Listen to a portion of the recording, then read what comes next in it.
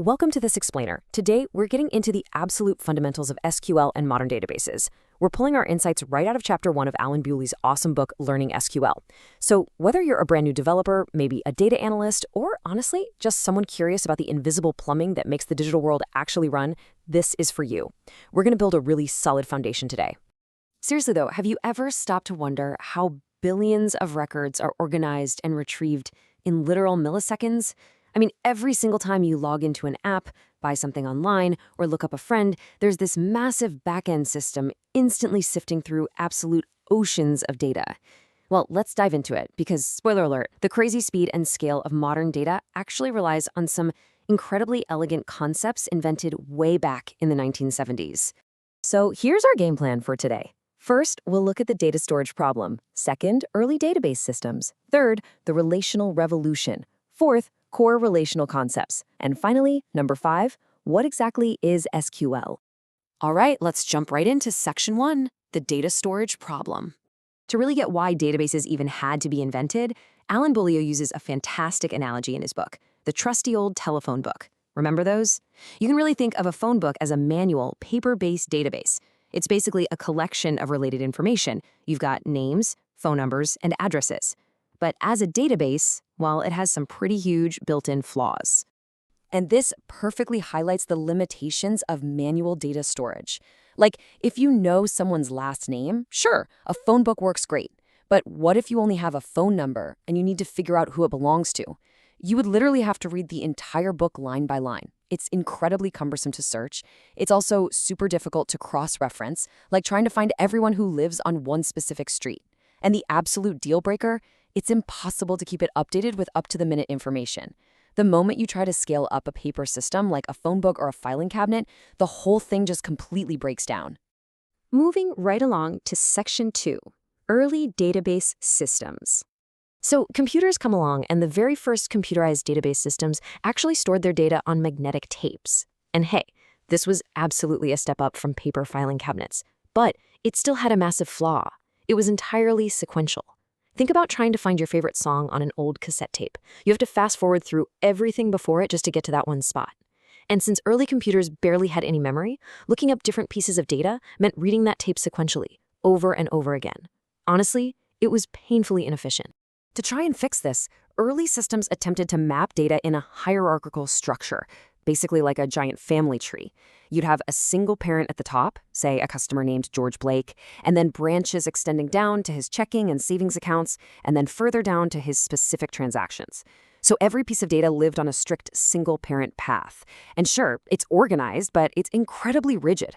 Trying to query information across different branches of that tree was a total nightmare. Which brings us to Section 3, the relational revolution. This is where everything changed. In 1970, an IBM researcher named Dr. E.F. Codd published a paper that completely shattered those old, rigid, hierarchical tree models. He had this brilliant breakthrough. He proposed that instead of strict branches and rigid pointers, data should just be represented as sets of interconnected tables. By breaking data down into distinct tables that could be linked together, he introduced a level of flexibility that was just unprecedented at the time. Instead of one massive tangled tree, imagine having 4 clean, separate tables: customer, product, account, and transaction. Under this relational view, our customer George Blake isn't the top of a tree anymore. He's literally just a single row in the customer table. His account, that's a separate row over in the account table. This approach cleanly separates distinct concepts into their own dedicated areas, which was a massive leap forward. But it begs the question, how do these completely separate tables actually talk to each other? Let's figure that out in Section 4, core relational concepts. The entire relational model completely revolves around identification. Every single row inside a table has to have a unique identifier, and we call this a primary key. So in our customer table, George Blake might be assigned customer ID number 1. And that's it. No other customer will ever get that ID.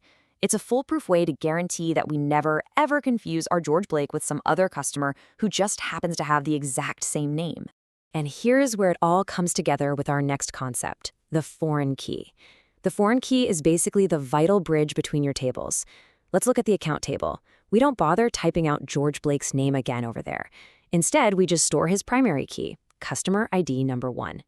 We intentionally place this tiny piece of redundant data in the account table to link it straight back to George's row in the customer table. And that linking process right there, that's what we call a join. All of this leads up to one absolutely crucial concept: normalization. The entire goal behind splitting data up into tables and using these keys is to normalize the database. You want to make sure that each independent piece of information exists in only one single place. That way, if George Blake decides to change his last name, we don't have to hunt down and update millions of individual transaction records. We literally just change it once, in his row in the customer table. And thanks to foreign keys, every other table instantly references that new correct name. It's brilliant. And finally, Section 5. What exactly is SQL? SQL has this incredibly rich history, and it's been continuously evolving. It started right after Dr. Codd's breakthrough paper in 1970. IBM built a prototype called SQL, which eventually just became SQL. Fast forward to 1986, and the American National Standards Institute published the very first standard for it.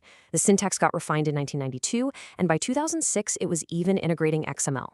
So, despite being a language that's well into middle age now, it is still the undisputed heavyweight champion of data retrieval, simply because it handles massive scale so beautifully. But what makes SQL so special? Well, there's a fundamental difference in how it operates compared to most other programming languages. Stuff like Java or C, those are procedural languages. You have to write out the exact painstaking step-by-step process of how the computer should get your result. But SQL is non-procedural. You just define the result you want. You literally just say, hey, give me all customers with the last name Smith. And you let the system figure out the how. It completely shifts all that heavy lifting away from you, the programmer. And the wizard doing all that heavy lifting behind the curtain is called the optimizer. You can think of the optimizer as your own personal, brilliant assistant inside the database engine. When you hand it your non-procedural SQL request, the optimizer immediately looks at how your tables are configured, it checks what indexes are available, and it magically determines the absolute fastest, most efficient execution path to go gather your data. You just ask for what you want, and the optimizer figures out the absolute fastest route to go get it for you. Now, when you're actually working with a database, the SQL language is broken down into a few distinct classes of statements. First up are schema statements. These are what you use to actually define and build your data structures and tables. Then you've got transaction statements, which are there to manage rollbacks and ensure data integrity when multiple things are happening at once. But the real stars of the show are the SQL data statements. These are your everyday commands, like select, insert, update, and delete. If you're a developer or a data analyst, this is where you're going to spend the vast majority of your time, actually manipulating and retrieving your information. So, to wrap this concept up, there's a quote from our source that hits the nail right on the head. The result of an SQL query is a table. SQL goes so perfectly hand in hand with the relational model because every single time you ask it a question, the answer it hands back to you is formatted as just another table. We usually call this a result set, and the beauty of that is you can take the answer from one query and immediately turn around and run another query right against it. It's basically tables all the way down. Wow, okay, we've covered a ton of ground today. We've traced the whole evolution from those messy manual phone books right up to the elegant table-based relational model that's driven by SQL. So I want to leave you with this final thought. If you were tasked with building a massive application today, how would you design your tables to guarantee they never break under the weight of billions of rows? It's pretty wild to think that the answer relies entirely on these brilliant concepts developed back in the 1970s, concepts that are still literally the foundation of our modern global infrastructure.